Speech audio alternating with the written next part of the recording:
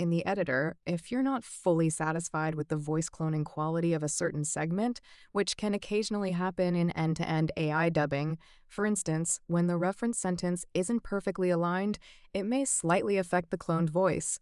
To improve it, simply redo the cloning. This feature lets you refine the reference voice by selecting a different line. Click Voice Clone on the segment you'd like to adjust, then choose Redo Voice Clone. From here, pick one or more lines from the original audio to serve as your new reference.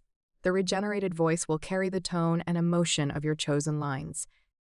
From the list below, listen to the samples to verify your selection. You can further refine it by clicking the settings icon on the right. Drag the handles to highlight the clearest part of the clip as your reference. This helps maintain tone consistency and emotional accuracy in the final result. If needed, select multiple lines to create a richer, combined reference. When everything looks good, hit Generate.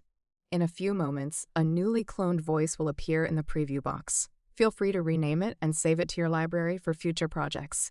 To apply this new tone across the entire speaker, just select Apply to all lines of this speaker. And that's it. You've effortlessly crafted a brand new, improved voice.